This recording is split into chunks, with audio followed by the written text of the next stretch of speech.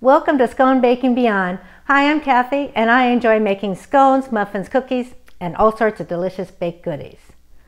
I love chocolate, so today I'm going to share with you my recipe for chocolate brownie scones.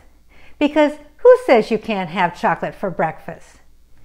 These are really triple chocolate scones because I've added cocoa powder, melted bittersweet chocolate, and chocolate syrup. And just to enhance that chocolate flavor, I added a little espresso powder. So if you love chocolate and you love scones, you're going to love my chocolate brownie scones. So let's bake.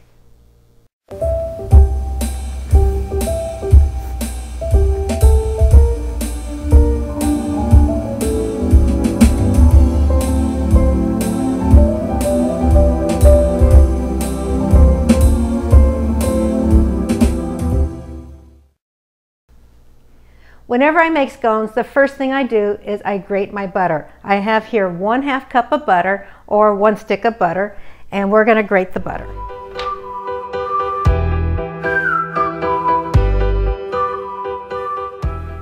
Okay, our butter is totally grated, and I've handled this butter and I'm starting to bring it up to room temperature. So we're going to put the butter in the freezer and keep it cold because we want our butter as cold as we can for as long as we can, because as the butter melts, it's going to create some steam, and that steam is going to create these wonderful layers in your scones. So it's time to get this butter up in the freezer. While the butter's in the freezer, it's time to get our dry ingredients together. So I have here 1 1/4 cups of unbleached flour,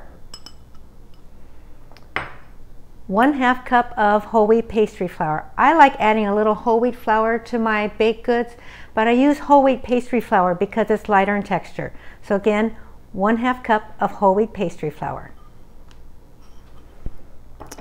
And because these are chocolate brownie scones, I have 1/2 cup of cocoa powder. And I have 1/2 cup of sugar, 2 teaspoons of baking powder, 1/2 teaspoon of baking soda, in there, and 1 teaspoon of salt. We're going to whisk these together until they're totally combined. There we go, it's totally whisked together. We're going to set this aside.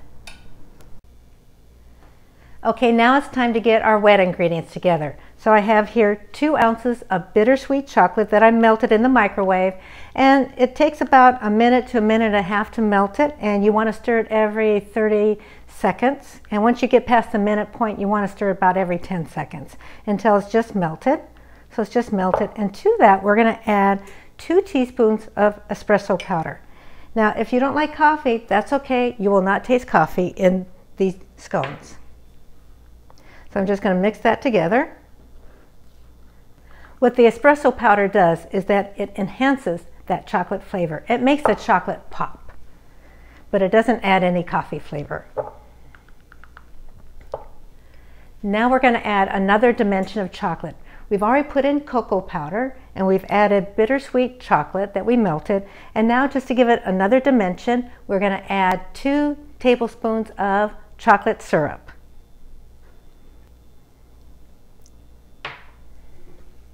And we're just going to get this mixed together until it's combined. I have here 1 cup of buttermilk, and to that I'm going to add our chocolate syrup, chocolate, and espresso powder. I'm going to whisk these together until I basically get chocolate milk and all this chocolate is combined. Okay, we now have chocolate buttermilk, so we're going to set that aside. So now it's time to add all our ingredients together. So I have here the 1/2 cup of grated butter that we froze. So I'm going to put this into our flour mixture. So because I grated the butter, all I have to do is mix the butter in with the flour mixture.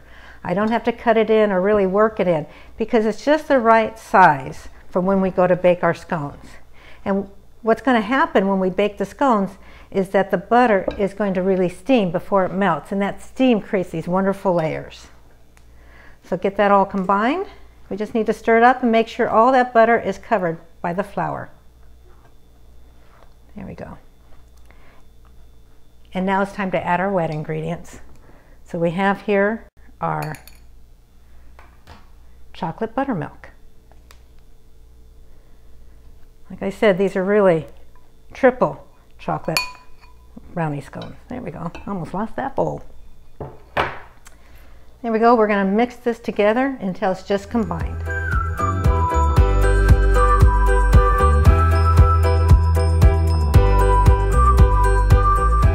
There we go. And if you have a little bit still left in the bottom of the bowl, that's okay. So we're going to put this out on our board here that we put the flour on. And we're going to roll this out into a 12-inch by 12-inch square. We're going to take a little technique from croissant making. That's going to create even more layers in our scones. So let me put a little on my roller here.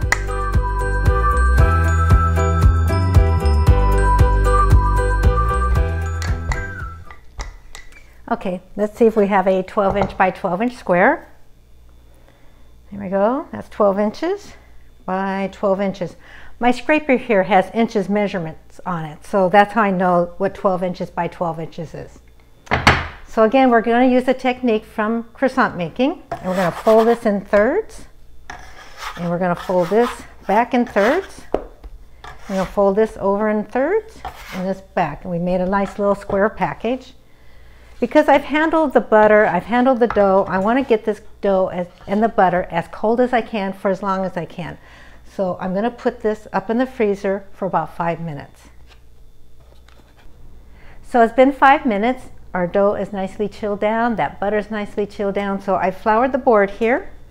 And what I'm going to do is I'm going to divide this up into 3 even pieces. So I just kind of gauge about how wide that is. Let's just kind of make it like 6 inches wide there. And then we'll kind of try and divide it up as evenly as you can. There we go. And what we're going to do is we're going to take each piece and we're just going to kind of pat it out into a 5-inch circle. There we go. Okay, we'll use our handy dandy scraper with measurements on it, and that is 5 inches. So what I'm going to do is just cut this into quarters. And I have here a baking sheet lined with parchment paper, and I'm just going to put these on my baking sheet. And I'll repeat that with the other 2 pieces. Okay, I've cut them all. They're all on my baking sheet. And just give them a nice little shine, I have here 1 egg that I've beaten up, and we're just going to give it a little bit of an egg wash.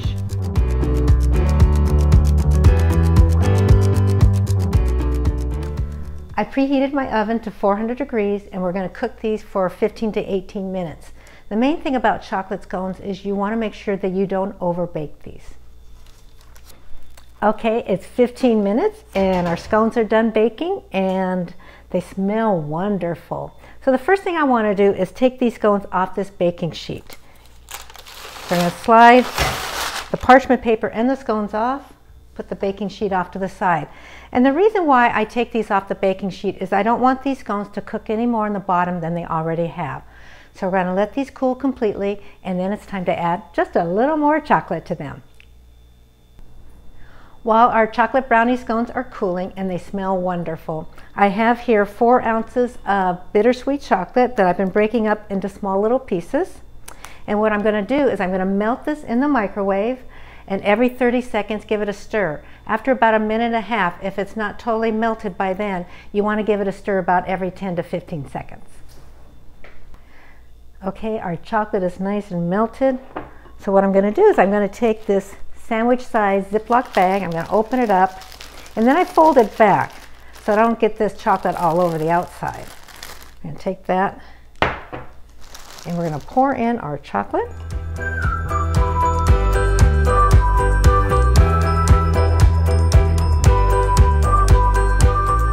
we go. Okay, close this up.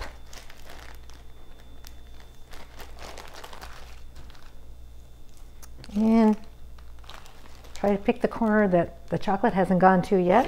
I'm going to take my kitchen shears here, and I'm going to cut off about a 1/4 inch hole in the corner. There we go. So we're going to use this, just kind of give these scones a nice little drizzle. So let me move these over for you. So we're going to put this nice, wonderful chocolate, little extra chocolate on top. So we're going to just drizzle this on.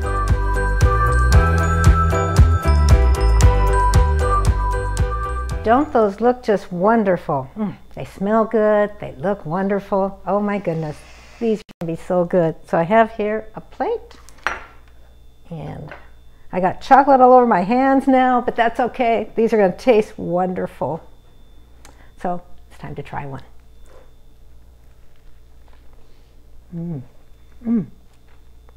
They're so soft and tender and so chocolatey, and then that chocolate drizzle on top just kind of puts them over the top. These are wonderful chocolate brownie scones. For the complete recipe, please go to my website, sconebaking.com. There is a link below. If you like this video, please give it a thumbs up, and please subscribe for future videos. I hope this inspires you to bake. Thank you for watching. So good. Chocolate. And chocolate. And chocolate.